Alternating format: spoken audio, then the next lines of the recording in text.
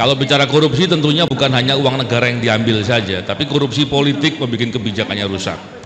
Korupsi penegakan hukum bicara terkait dengan itu masalah ketidakadilan, pelanggaran HAM dan banyak lagi yang lain. Belum lagi terkait dengan sumber daya alam. Jadi kebijakan ini saya kok melihatnya seperti tidak ada kemauan untuk melakukan perbaikan. Saya melihat hari ini sepertinya ada pihak-pihak tertentu yang sengaja mengaburkan atau memframing seolah-olah tidak ada apa-apa.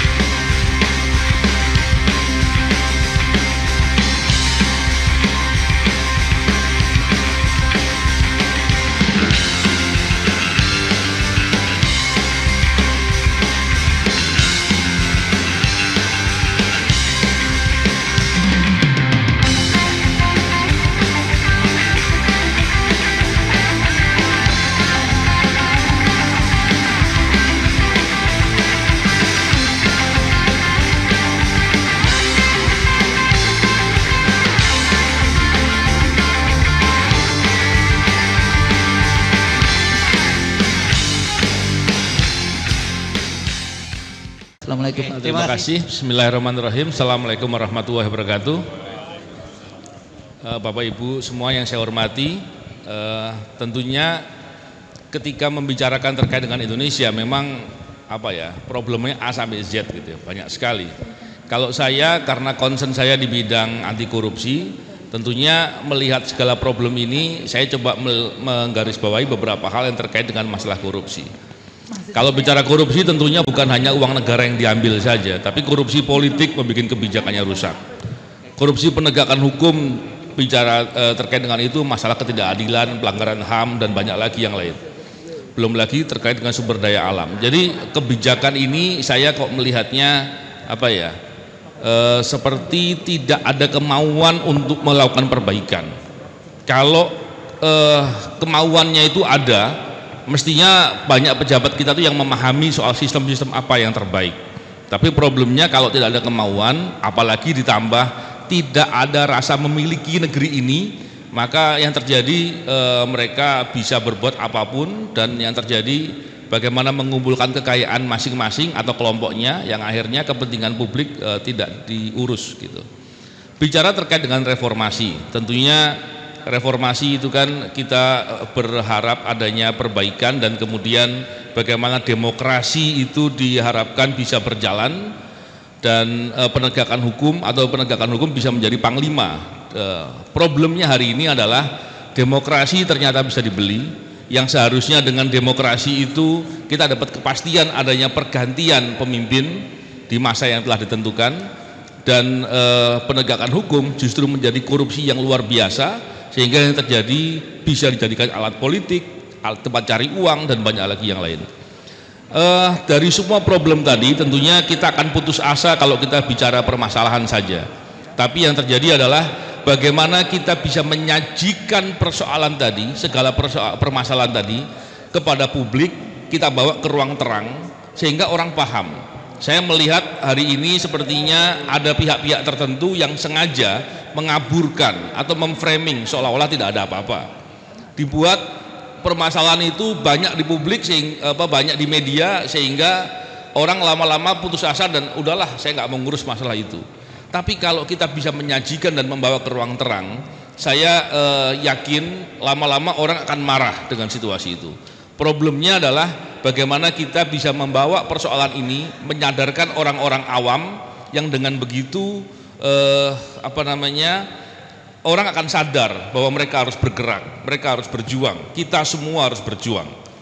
Kalau kita hanya bertindak masing-masing, saya sangat yakin bahwa mereka akan bisa berbuat dan mereka akan menang.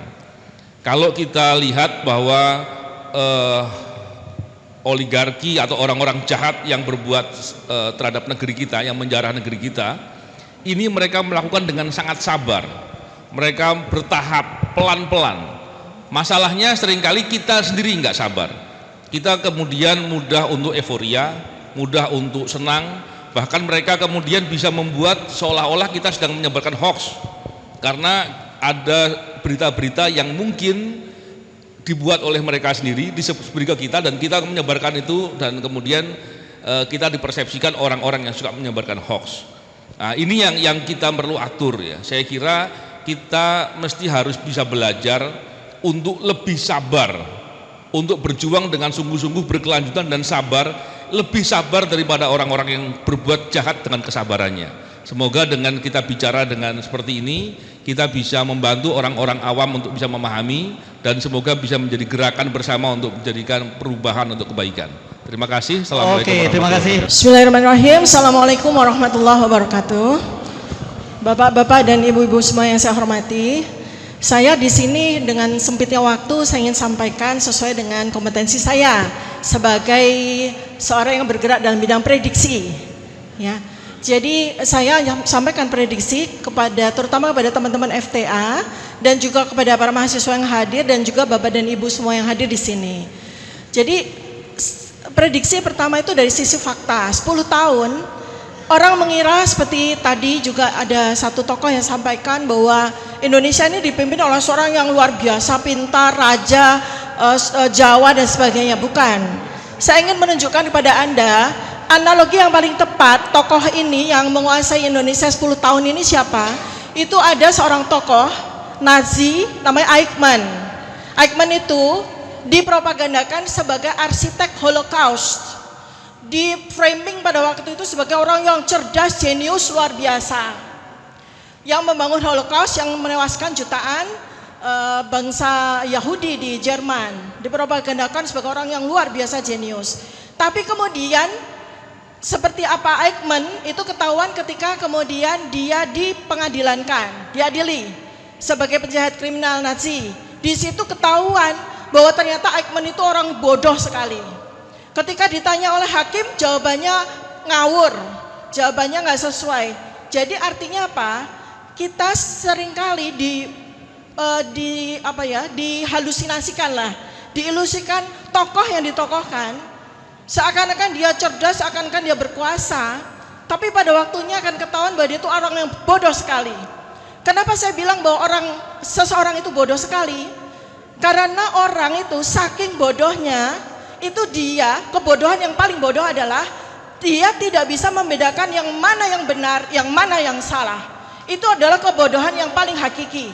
Jadi kita kalau mau lihat orang, apakah dia sesungguhnya bodoh atau dia sesungguhnya cerdas, itu lihatlah apakah dia mampu membedakan mana yang benar dan mana yang salah. Kalau orang tidak mampu membedakan mana yang benar dan mana yang salah, itu dia bodoh sebodoh-bodohnya. Ya, nanti waktu yang akan membuktikan. Itu pertama itu. Kemudian dari sisi prediksi, kenapa Indonesia diberi ya pemimpin yang seperti itu, ya, pemimpin yang bodoh? Karena ini sesuai dengan prediksi yang terjadi di dunia. Seperti yang terjadi di dunia, ya, bahwa dunia ini sedang mengalami entropi. Karena dunia diprediksi, direncanakan akan terjadi sebuah perubahan besar yang namanya Great Change atau Great Reset oleh orang-orang yang merencanakan. Ya, dan perencanaan itu sudah sejak dari tahun pasca Perang Dunia Kedua seperti yang terjadi, sehingga Indonesia ini merupakan dampak atau ikutan bahwa memang Indonesia direncanakan akan hancur di tahun 2030 dan itu eksis. Itu adalah sebuah prediksi. Kita melihat ya bahwa selama pemilih Indonesia, selama rakyat tidak bergerak, selama rakyat diam saja, maka tahun 2030 Indonesia sudah nggak eksis anymore. Sebetulnya kalau situasinya kita bicara dari sisi state ya, negara itu come and go ya, negara itu come and go, negara itu datang dan pergi. Sama seperti kita tahu ada sebuah negara besar sekali, negara USSR ya, waktu itu negara sosialis Soviet yang berdiri tahun 1922 dan dia tumbang di tahun 1991, menghasilkan sekarang remains-nya Rusia, masih sebagai sebuah negara besar. 69 tahun. Jadi sebetulnya itu yang harus kita cermati baik-baik. Saya ingin teman-teman semuanya, para tokoh luar biasa yang hadir di sini, yang Anda semua ini, kita semua ini sebagian kecil sekali dari potensi SDM Indonesia saat ini. Anda semua 0,3% dari 278 juta rakyat Indonesia loh.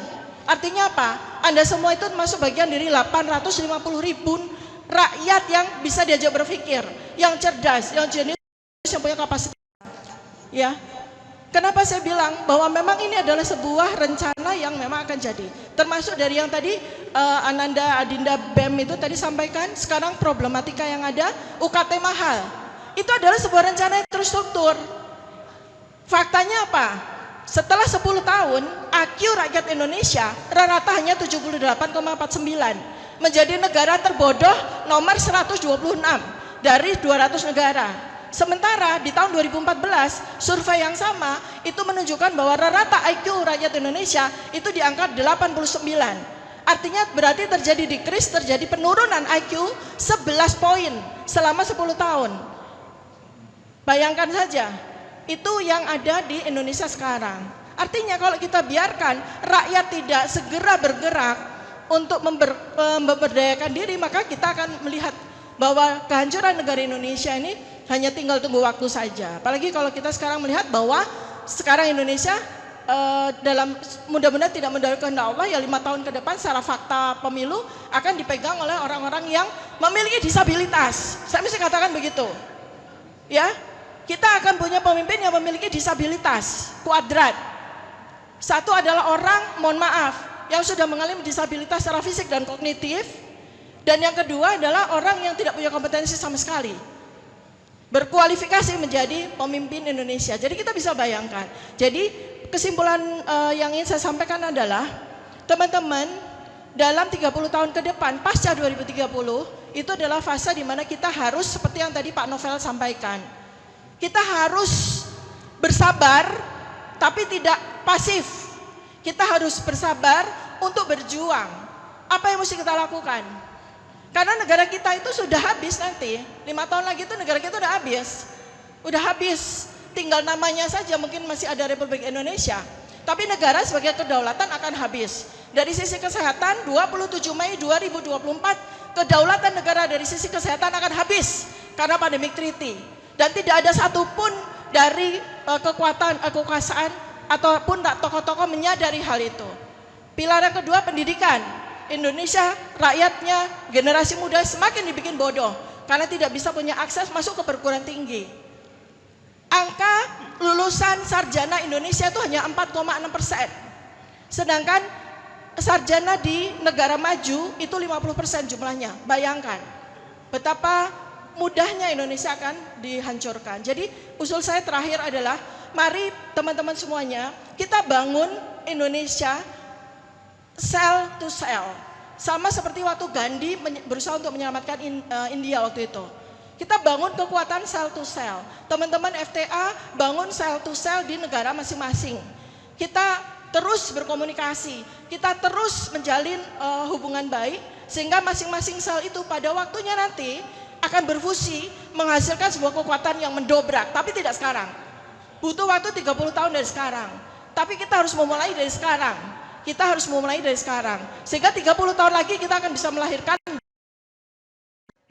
mudah-mudahan, amin, 20 tahun lagi kita akan bisa menghasilkan the new Indonesia. Saat ini kita berjuang dari sel to sel. Demikian yang ingin saya sampaikan, mudah-mudahan bermanfaat bagi kita semua. Assalamualaikum warahmatullahi wabarakatuh. Waalaikumsalam warahmatullahi wabarakatuh. Seperti biasa, Dr. Tifa tidak kehilangan semangatnya terus. Terima kasih.